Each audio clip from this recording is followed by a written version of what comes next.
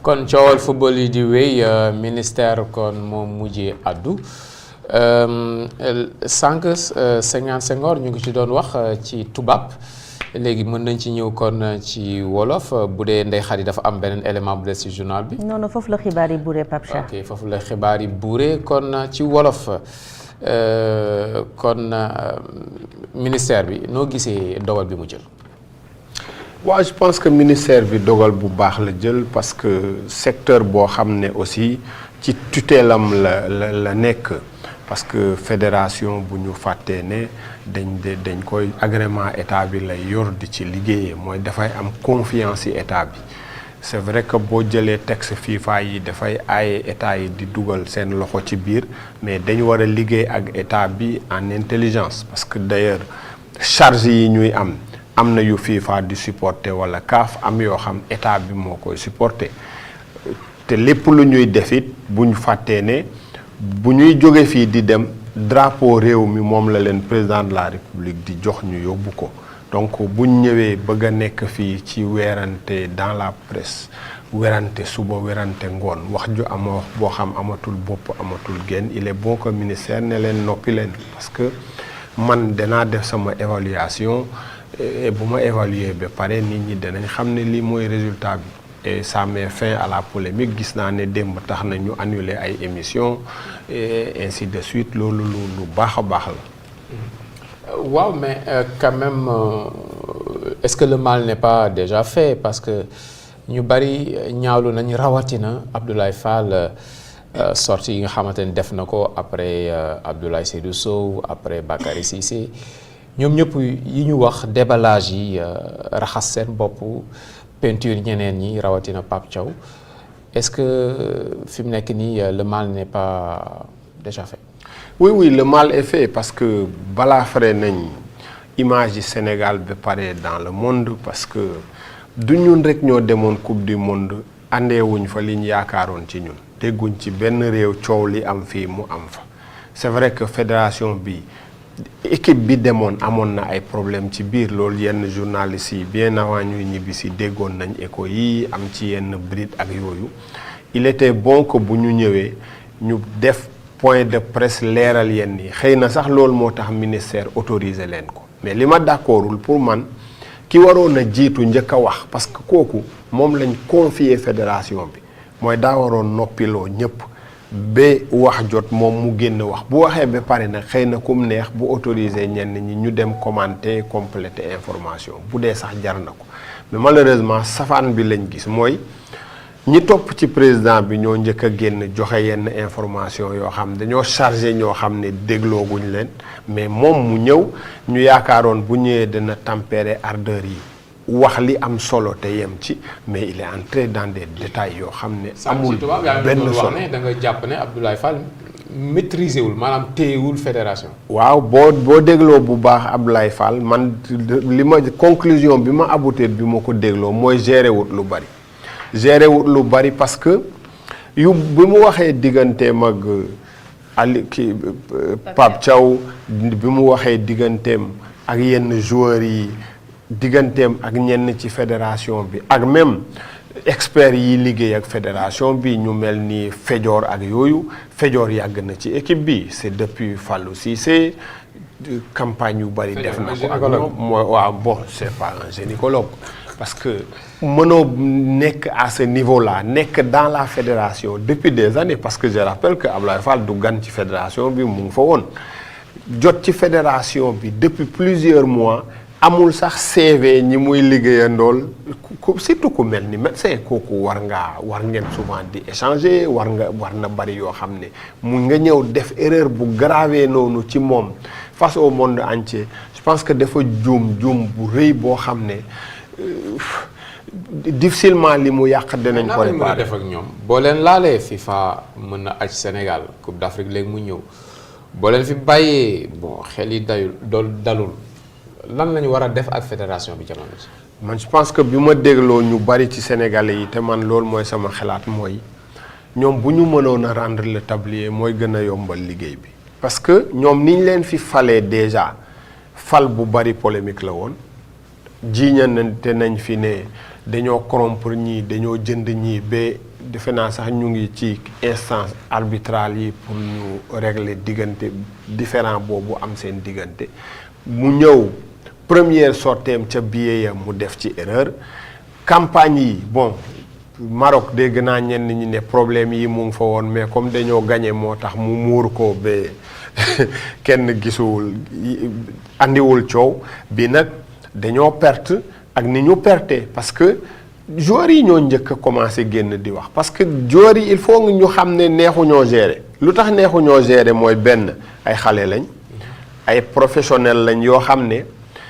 yeneen expert dañ leen gérer feneen kooku bu ñëwee boo koy gérer yow ak benn façon bi bu defee un peu comparaison bi dafay gis différence yi am te bu fekkee da nga leen bëgg a gérer yow mi yor management bi ñoom nawloowuñ la ñu xeeb la ci yenn yi ci sa yenn gis-gis yi ak yenn position yi parce que quand il raconte que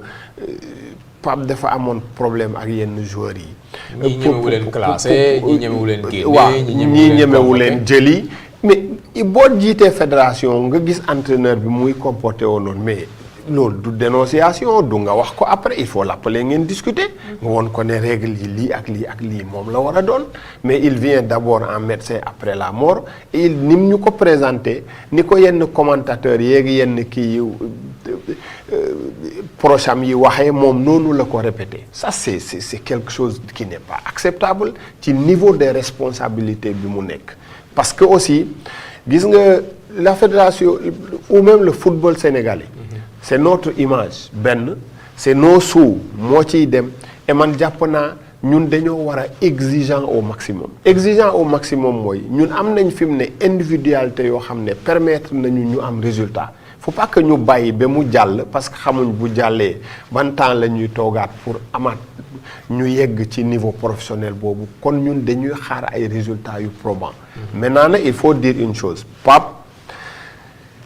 en réalité Sénégal man jàppuma ne dafa mal joué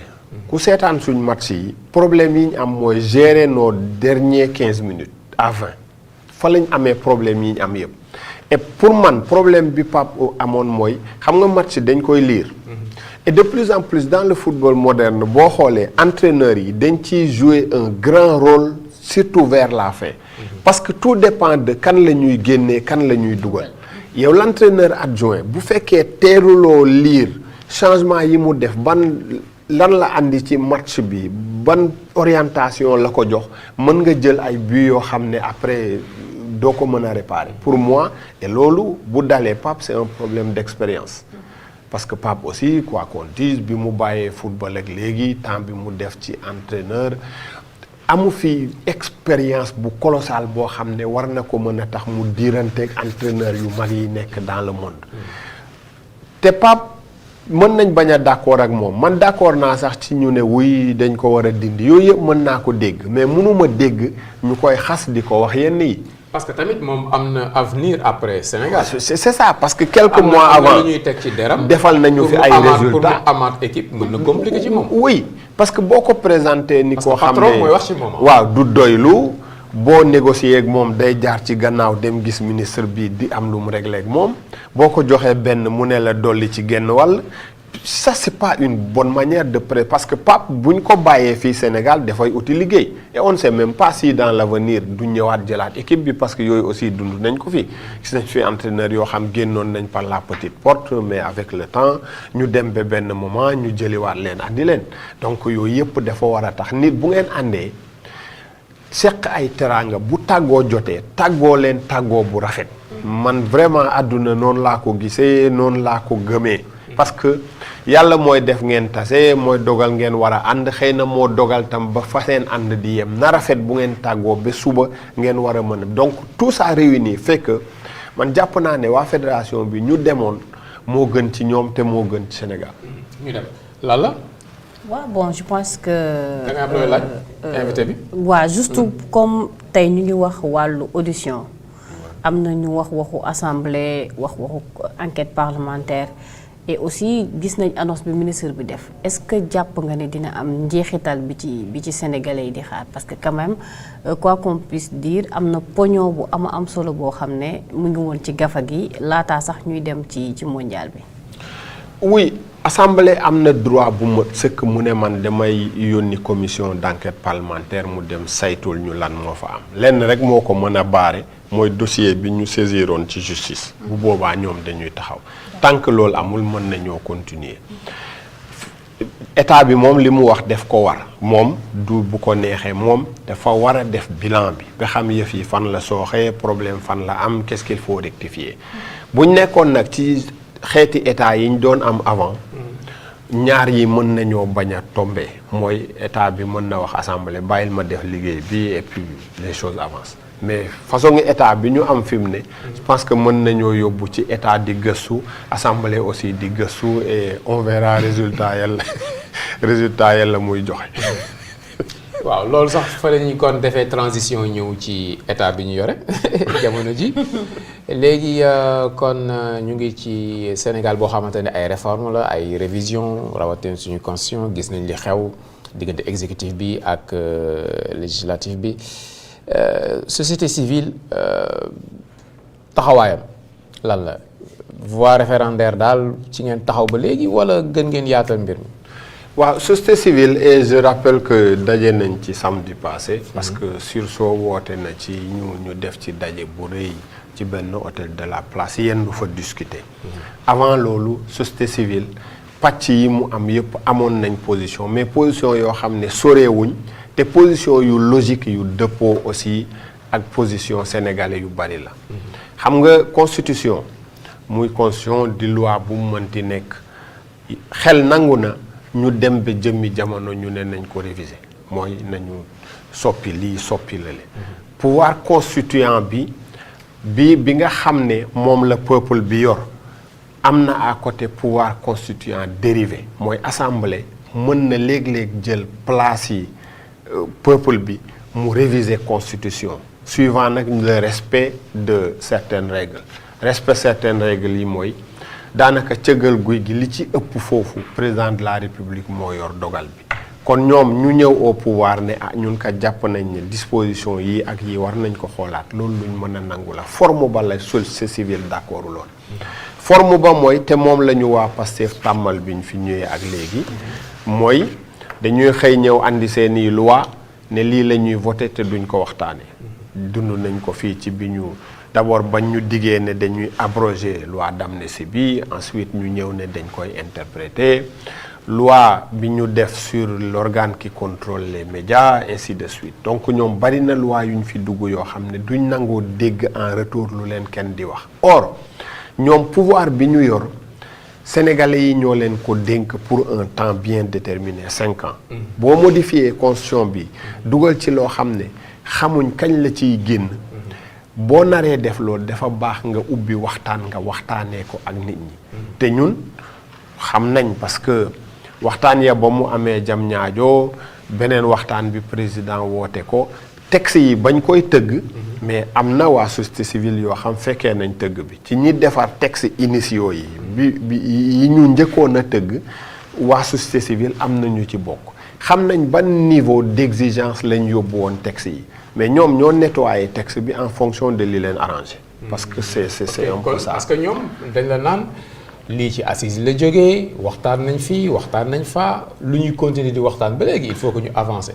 mais yow da nga ne dañoo nettoyer texte bi. dañoo nettoyer texte bi parce que texte bi cour constitutionnelle bañ dugaloon ci texte bi nañ ko tëggee woon ak ñoom li ñu présenté du benn. parce que la ñu dugaloon ci cour constitutionnelle boobu mooy cour constitutionnelle boo xam ne d'abord ña fay àtte duñ nekk ñu ay juriste kese. parce que loolu war nañ ko weesu. am na organe yoo xam boo koy tëgg war nga cee mën a dugal expert yoo xam buñ jàngul droit aussi ñu mën a leeral mën a def benn liggéey bi à côté des magistrats wala ñu nekk ay magistrats sax comme ñoom donc noonu lañ ko tëggee woon loolu ñoom ñoo ko dindi boo waxee ñu ne la assises yi moo ko wax dañ dem jël ci assises yi ñoom li leen arrangé ñu dugal ko am na assises yi leneen lu mu wax ñaari yëf yu mu wax lu am solo yoo xam sénégalais boo ko wax mu ne la xel nangu na ko assises yi de même que CNR yi dafa waxoon nañ dindi raw gàddu waaw parce que raw gàddu moo andi configuration assemblée bi ñu am nii tey boo demee assemblée bi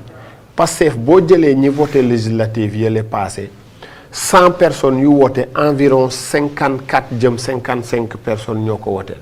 45 yi des yëpp wooteeluñ ko mais loolu feeñul ci configuration assemblée bi majorité écrasante la fa am bu 130 députés li ko andi mooy raw gàddu boo rawee Ndakaaru rek da ngay jël député Ndakaaru yëpp. voilà même boo rawee waa ji benn ñaari xob nga jël député yëpp mais ñi voteeloon waa ji ba nga xam moom tuuti boobu nga ko rawee mais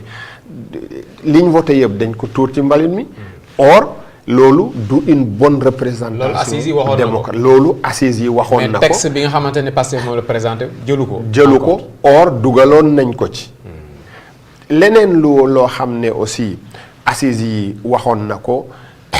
mooy fexe ba le citoyen mën a am accès ci juridiction bu mel ni cour constitutionnelle bu ñu koy def parce que bu fekkee ñoom li ñu présenté la cour constitutionnelle bi ñu bëgg a andi ñoom c'est même un danger c'est un danger pourquoi ñoom ils veulent que daanaka mode de nomination ba ñu amoon ñu garder ko ñi autorités yi mënoon a saisir conseil constitutionnel ñooy mën a saisir cour constitutionnelle benn prox ndoll lañ ubbil citoyen bi mooy nga mën a saisir cour bi par le biais de l'exception d'inconstitutionnalité boobu du d'abord voie boo xam ne c'est à la portée de tout le monde du voie boo xam ne yomb na mooy lan mooy par exemple nga nekk en procès ba sa procès yegg appel wala yegg cour suprême nga saisir juge bi la war a àtte ne ko man kat dama bëgg nga may ma saisir conseil constitutionnel parce que jàpp naa ne loi bi ñu ma bëgg a teg constitutionnel loi bi nee na dafa war a taxaw da nga saisir conseil constitutionnel ba mu rendre ñu door a continuer mais fekk yeggoo niveau boobu mënuloo ko def boobu buntu rek la citoyen or ñun cour constitutionnel yi ñu xam yépp ñu tëgg leen mais citoyen lambda dafay mën a jóg saisir cour bi parce que dañoo violer droits humains dañoo violer droits sur l'environnement dañoo violer ainsi de suite cour bi mën a prononcer wu yooyu yëpp yoo xam ne la ñoom dañ ko raxas ñu génnee ko ci texte bi dem présenter la leen neex et puis quand ils disent que président de la République day nommer ñett lay andi président assemblée andi ñett beneen bi ci des baro andi ko mais loolu mën na nekk source de problème parce que ñoom dañ ko def ci configuration bi ñu am fi mu ne parce que seen chef de parti moo nekk président assemblée bëgg nañ ko jox doole boo xam ne day am doole ci ni ñuy nommer juge yi kan moo xam suba kan mooy nekk président assemblée kenn xamu ko. te loi yi dafa war a jël en compte Sénégal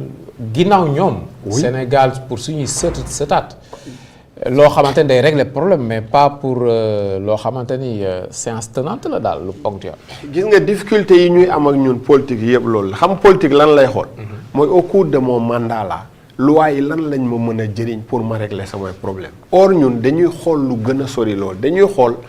bokk na ci feebaru africain. oui même bu fekkee yow baax nga jàpp nga baax nga ñëpp d'accord nañ ne baax nga messi nga lépp nga mais kañ ngay dem yow sax xamuloo ko et boo demee kan mooy ñëw xamuloo ko donc booy def loi da nga koy def pour même ku président bu bon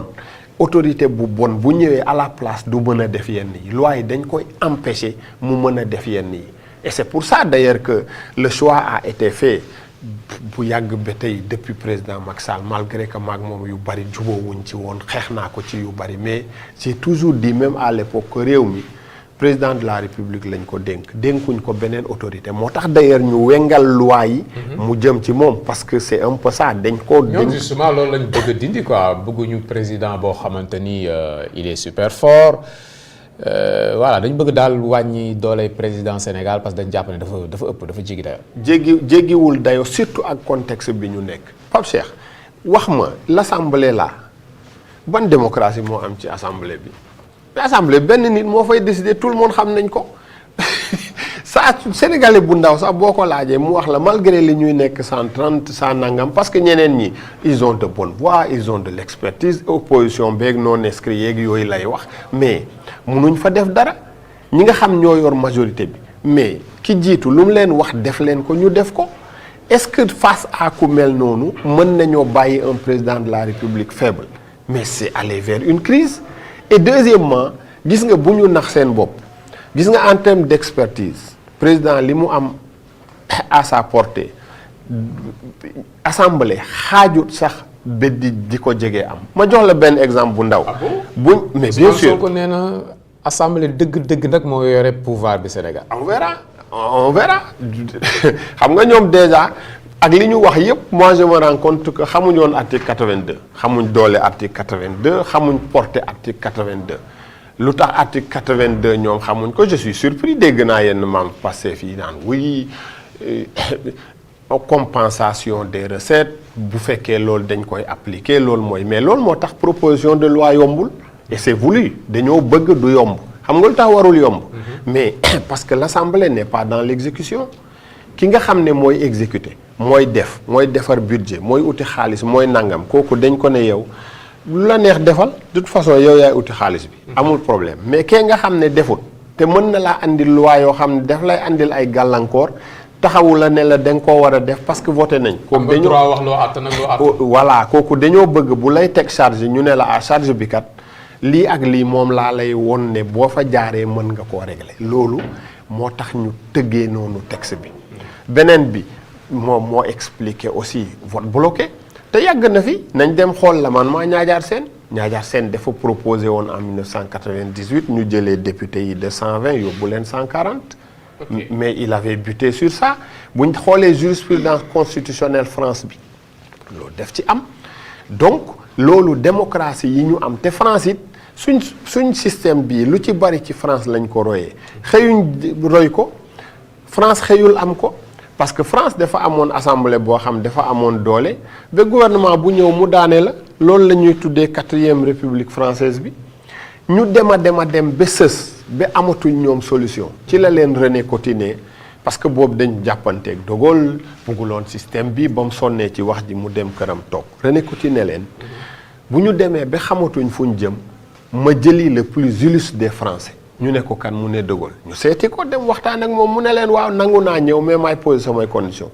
ci la defee texte yoo xam ne mais dafa jël le président de la République comme arbitre du jeu parce que daanaka tout tourne autour de lui moo tax ngay dégg constitutionnaliste yi naan la c'est la clé de voûte des institutions et tout parce que réew mel ne Sénégal dañu soxla chef quoi dañu soxla président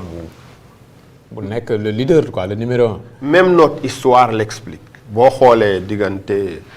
président Senghor ak président Mamadou Dia nga xool un peu à un moment Abdou Diouf Habib Thiam entre président Wade Idrissa Seck ainsi de suite dafay yegg foo xam ne yow mi ñu fal nga xam yaa yoo responsabilité yi yow yaay wax lii moo mën a nekk la le mënoon te nag ma wax la leen gis nga ñoom ñii waa Pastef yii tey di ko xeexee niñ koy wax nii bu Ousmane Sonko ñëwoon au pouvoir duñ dindi article 82 duñ ko dindi duñ ko modifier maa la ko wax parce que ils ne sont pas aussi champions dans le respect des textes Ousmane Sonko fa mu toog noonu comme président assemblée tous les jours il viole la loi sénégalaise parce que mon premier vice-président jigéen la waroon nekk góor la ko def te loolu ça viole la loi sur la parité moom xam na ko am na sax ñu ko wax ba ñu njëkkoon a def te boobu it moo waxoon nan la ñuy organiser bureau bi aussi dañ doon violer la loi léegi nag koo xam ne boo ñëwee parce que c'est heureux d'ailleurs très heureux chance la pour ñun que ñoom ñu bañ a am ñu xereñ ñoo xam mën nañoo def loi bu baax parce que c'est loolu mooy chance bi ñu am parce que loi bii nii bu fekkoon ñoom xamoon nañ ba mën a moytu pièges yi ci nekk ba présenter un bon texte boo xam béton la conseil constitutionnel du ko mën a annuler on arrête dans des problèmes parce que dans des problèmes mooy dañoo toll foo xam ne parce que président de la République ce qu'il a fait c'est quoi il a attaqué sa propre réforme boo xoolee le projet initial ba président joxoon te conseil constitutionnel corrigé ci Sidi Alpha correction yooyu mais li mu attaqué mooy moom la mu proposé woon mais daf leen bëgg a woon ne man président de la République droit yi ma am yéen en tant que député amu leen droit yooyu yemuñ ay droit le président moom dafa bëgg a privilégier waaw lala alors damay bañ li ma bëgg wax mu échappé ma en tant que membre de la société civile dama la dégg ci sa raisonnement finalement lan mooy rôle assemblée nationale d'après li nga expliqué yëpp que nii tey loolu yëpp ci président de la République la moom moo am la possibilité de faire comme li nga expliqué yëpp ci moom. rôle yi assemblée ñett la voter des lois contrôler l'action du gouvernement et tout dernièrement ak le référendum de 2016 évaluer les politiques publiques ñett yooyu la waaye yooyu waxuñ ko aussi ne yow da ngay xëy rek initier loo bëgg a voter nga voter ko ñi tëgg suñ texte yi dañ leen tëggoon ci xelaat yi ak ci contexte yi majorité di dëppoo ak ki nekk exécutif noonu lañ tëggee woon texte yi léegi nag ñu dugal ci galgal yoo xam ne ñooñ buñ bëggee membre est-ce que finalement il y a la séparation des pouvoirs comme ni ñu koy waxee carrément au Sénégal parce que article L82 bi ñu évoqué tout à l'heure su fekkente ni ñu ngi koy bàyyi ci constitution bi cela veut dire que yeneen institutions yi existé nañ nii rek ci tour mais en réalité amuñu les vrais pouvoirs. xanaa déggoo moo tax fii kuñ fi fal président ñu ne la dañoo bëgg nga jox ñu majorité parce que boo ñu joxul majorité duñ mën a gouverner. Ça veut dire que l'Assemblée doit être dans la même mouvance que le président. bugguñu fi ñi tëgg institution yi tëgguñ institution yi pour ñuy jàkkaarloo di xeex dañ leen tëgg pour ñu nekk di dialoguer et ça existe partout nag. gis nga pour xeex mais par exemple tey mun nga am président boo xam ne mu ngi jël décision yoo xam ne baaxul ci réew mi wala fi mu ko jëmale baaxul lu ko neex mu décider maanaam tey supposons nga am koo xam ne dictateur au vrai sens du terme la nga bugg ko arrêter noo koy arrêter. alors que dañu ne am na la séparation des pouvoirs muy exécutif législatif ak judiciaire. am nañ ko parce que boo xoolee décision conseil constitutionnel bi wax na ko nee na assemblée mënoon naa rejeter réforme bi en entier bañ koo voté loolu assemblée mënoon na ko mais yenn modification yi mënu koo def parce que xam nga li jafe ci defar ay texte pour tout juriste texte balaa ngaa xam baaxam rek nga yegg ci application bi boo tëjoo di réfléchir dem xool société bi réew mi biñ defee lii parce que texte bu nekk ak société ba nga koy appliquer texte bu nekk ak parce que en réalité aux États-Unis pendant longtemps kenn terewuloon nga ñu weesu ñaari mandat mais président bu ñëw xamal nga sa bopp ne man ci ñaari mandat laa war a yem ma dem texte yooyu boo ko jëloon yóbbu ko ci beneen réew mais niñ koy interpréter niñ koy appliquer du benn. bokkul culture yi bokkul. voilà culture yi bokkul voilà parce que liy def démocratie en réalité du ay texte. affaire gentleman la. affaire yi gentleman la et c'est dans la tête des acteurs politiques yow war ngaa xam ne man. sama opposant bi war naa koo respecter parce que éventuellement man bu ma jógee suba moom mooy ñëw booy def texte boo xam ne jàpp nga mooy li ma leen reproché ci plan yi ñuy ñëw kii day ñëw ne la plan 2035 2050 2000 nangam boo koy def te opposition bi toogu fa yow yaa tëjoog say nit dong nga def ko te yow mu wóor la ne mënoo faa def temps boobu mais kon na fa taa ban njëriñ la am bariwul njëriñ parce que keneen ku ñëw day def ni yow donc bu ñuy waxtaanee yu am solo yi ci réew mi. ñun dañoo bëgg identité remarquable yëpp du ñun rek am na loo xam état bi même boo yoree état nga koy décider da ngaa war a woo opposition mu toog. est-ce que démocratie boobu aussi yegg nañ fa. loolu non yegg nañ fa parce que président ba mu soxlaa ñu waxtaan ñëpp la woo. ba ñuy tëggalu texte ñëpp la woo. ba mu demee dialogue gi souvent dina am ñu dul dem. am na ñuy bañ du ñëpp ñooy dem. oui c'est ça loolu seen liberté est-ce la que yegg nañ foofu loolu seen liberté la parce que ça aussi ku nekk mën nga en fonction des contextes des nangam mais ba mu demee bay def la dernière relecture des textes ñan la woo mais wax Pastef kese la woo. woowul société civile woowul opposition bi or ñooñ ñoo demoon nasi yëf yi au départ. mais bi mu koy def aussi boobu digganteem ak Pastef mu ngi dox arrivé mus ci ay wàllu waxtaan dañu ko yàgg di dund ci réew mi li ci mujj moom mooy lu jëm ci loi bi nga xam te ne réforme ñu war a indi ci li nga xam ne moom moo di code du travail wala code du travail yépp gis nañ ni dafa nekkoon rencontre tripartite au début état patronat ak ñi nga xam ne ñoo di syndicaliste mais bi mu demee ba mu des lu dul jël ay décision dañu jël ay décision yoo xamante ni gis nañ ni ñii di patronat bi mën nañ ci bañ a ànd ñi nga xam te ne ñoom ñoo di syndicaliste yi moo ponk yi bu ci bëri article boo ci jël am na loo xamante ne ñoom nee nañu dëxañ nañ ko ci te d'accorduñ ci woon mu nekk kon problème boo xamante ni dañu koy dund di ko dundaat. te xam nga gis nga li gën a am solo ak gën a am solo ci defar texte gis nga buñ la wooyee début bi ñëwal ñu nas ki naxaate la li am solo mooy texte bu mujj ba. nga fekkee waxtaan ba fañ koy defee parce que loolu dégg naa ko ci ñenn ñi nee nañ assises yi biñ demee ok d'accord taxaw nañ waxtaan nañ ay truc mais rapport yi biñ ko yóbbee ci ki nga xamante ni moo war a gérer rapport yeeg yooyu moom associé wu leen si ñoom dañ koy yónnee seen i mbir rek moom mu bind ay rapport am valider ko voilà ñoom ñu constaté ko. oui parce que mais naxaate yooyu tamit ci ay diggante mag. oui parce que en réalité dañuy bëgg a woon opinion bi ne wuy associé nañ ñëpp mais à la fin des fins xam nga fii je pose souvent la question de qui fait nos lois ça fait souvent rire boo ko laajee ñenn ñi mais il est difficile nga teg un visage ci kan mooy def loi yi xam nga lu tax